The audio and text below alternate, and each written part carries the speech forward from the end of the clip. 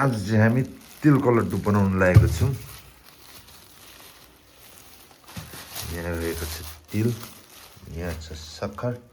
यहाँ चाहिँ हामी तिल नभएको दोकानमा बेच्नेलाई फोरहरू केलाउँदैछौँ। यहाँ चाहिँ सक्खर कटिङ हुँदैछ सन्जी अङ्कलकोबाट। यहाँ अब कुकम्यान रेडी हुँदै हुन्छ कराई लिएर केलाउँदैछु। यो ल्याउने बेला भइसक्यो। ए हो र?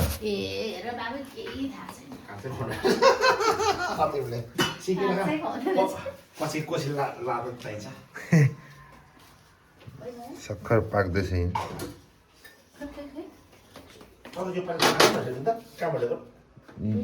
यो रमेश अङ्कलकोबाट 200 भएको यो त।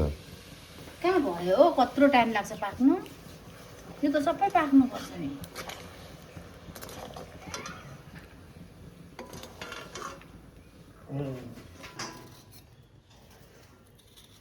यो चाहिँ हाम्रो फिल्टरिङ भएको सक्खर फेरि पाक्दैछ। यो चाहिँ नेचुरल भयो है त। यो एकैचोटि हुँदैन, धेरै हुँदैन।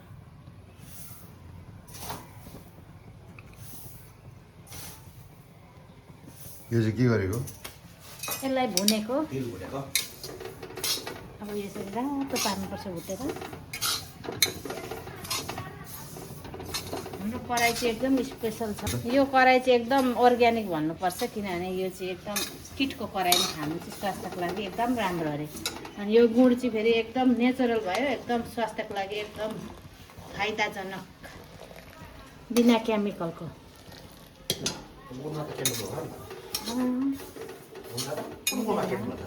हुँदैन हौ बिना केमिकलको। बाई बसमा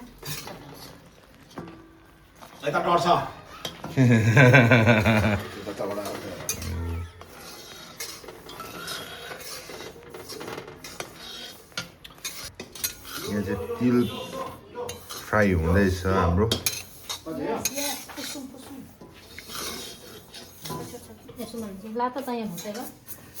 यहाँ चाहिँ सक्खर हालेको हामीले।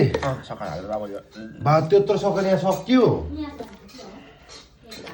डल्ला हुनु यसरी चलाएर चाहिँ भिजाएर चाहिँ डल्लो बनाउनु पर्ने हो अङ्कल। यो एकछिन सबैमा लाग्यो नि त। अब सबैमा लाग्यो। हामीले चाहिँ माथिबाट हाल्दै बनाएको थियो नि त पहिला त, त्यही भएर नभएको रहेछ। फेरि तातोमा उयो हुँदैन, अलिक अलिक हल्का सेलाउनु पर्छ अनि मात्र।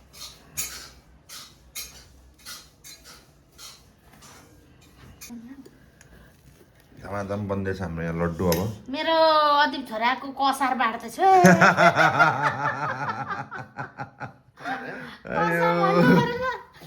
बुझ्नु भएन क्या अब। एउटा दिन्छ नि ठुलो भने ढिलो भयो क्या अब। ओइ धेर हाल्यो नि फेस फेस होला है। अर्को रेडी छ है, यो सक्यो बित्तिकै। ओ बाबा यता त बनाऊ न। अनि ठिकै छ त यहाँ हेर्नुहोस्। यो धेरै मसिन चाहिँ के बाहुन जस्तो नखाएको दियो भन्दा दियो भने जस्तो खानु दियो भन्दा दियो हुन्छ नि। त्यस्तै बाहुन खायो पाथी भएर कहानी भनौँला फेरि। होइन पाथी भएर कहानी बाफ्रे। एउटा उता माथि त्यो मुन्दुमदेखि उता कता गएको थियो क्या, खोटाको राईहरू एक ग्रुप। अनि उनीहरूसँग एउटा बाहुन खाएको थियो अरे। अनि अब राईहरूले चाहिँ रोटी सोटी के बोकेको थियो अरे। टन्नै खानेकुरा। टन्नै बोकेको थियो अरे। अनि त्यो बाहुनहरूले चाहिँ के अरे मालपुवा होइन हो त्यो हौ ढकनी ढकनी। अनि ढकनी खानुपर्छ भनेर ढकनी खानुपर्छ भनेर। अनि त्यो राईहरूले कहिले खाएको थिएन नि त ढकनी, खाएको थिएन अरे। अनि लन्डन उनीहरूको रोटी सोटी सबै दिएर लगाउँछ भन्छ। ढकनी आफ्नो पनि खाइदियो अरे, भएर एक चम्ची ढकनी दियो अरे। ढकनी त गुलियोले अगाइन्छ नि त। होइन नि त ढकनी थाहा थिएन ढकनी थाहा थिएन। ठुलै खानेकुरा होला जस्तो लाग्यो अरे। खानेकुरा धेरै नै पाउँछ भने त एक चम्ची दियो अरे। उनीहरूको त सबै रित्यो अरे खाएर। रोटी सोटी सबै खाइदियो क्या बाटोमा। त्यो त्यो पनि उयो यस्तै ट्र्याककै जानुपर्छ क्या पाथिबाट गयो यस्तै कता अरे यो भोजपुर मुन्दुम छ जग्गा अनि कस्तो लात आज लाग्यो कस्तो मजाको भयो कस्तो साह्रो पोल्यो यहीँ पोल्यो त्यहाँ तोरो छ नि त अझै आज राम्रो भयो याद गरिस् ला बलल थिच त सकिन राम्रो भयो याद गरिस् खोइ किन मजाले चेप्ट्यो हाम्रो यति साह्रो चेप्टेन बाक्लो बनायो नि त अनि अब आधी किलो सक्खर छ अब जति पुग्छ त्यति बनाउँ ल नपुगेको तिल होस् पछि खाउँला मरिहत्ते पनि नगर मिठो हुँदैन मैले त्यही भएर आज थोरै नै बनाएको हाम्रो साह्रै बिग्रियो हिजो यति बनाउने भएर न नास तिनीहरूमा के नै होला ढकने भनेर खुब अब अगाडि पङ्खा राखौँ पुग्यो सबैको खाइदिएको छ उनीहरूको त यति यति रोटी सब्जी तन्नै थियो अरे भएर त एक एक चम्ची दिएर ढुट्टो अरे ढकने भने चाहिँ उनीहरूलाई के नै जस्तो लाग्यो क्या कहिले खाएको छैन तिनीहरूले ढकने भने के होला खै त अहिले मलाई पनि दिन्थ्यो नि त्यसरी ननिकाल यता आधी दिनु नि ल उता माथि राख्न हौ अप्ठ्यारो भयो नासेलाई है ला ला ला ला मलाई पा के नै होला उता तार ल्याउँ ल्याउँछ ल साला बाहुनले त ढक्कने भनेर भरपेट खाने कुरा होला भनेर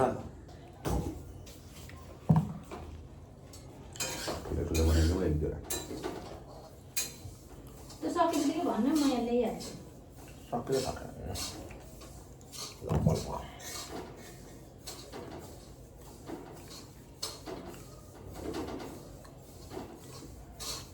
माथिबाट थाल हाल्नु छ स्टिचको ठुलो त्यसमा कस्तो सजिलो हुन्छ नि काम गर्नु छ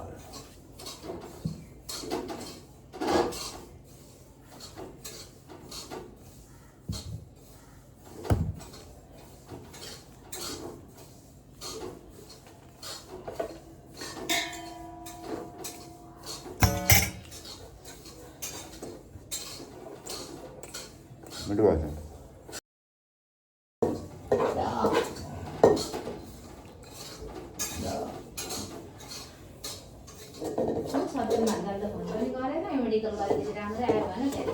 त कसले बनाएको यो त हाम्रो तिलको लड्डु रेडी भइसकेको छ है अलि मिलेको छैन है गोलो गोलो तातोले गर्दा फाइनल टच हुँदैछ यहाँ अनि यो त हनुमानको उयो जस्तो भयो त म चाहिँ पानीको खुला छैन तातो हो बाँच्ने यहाँ हुन्छ नि उहाँ कहाँ खुला उँभो पनि त जानु पर्यो नि उता पर्दैन उता पर्दैन उता टाउ उता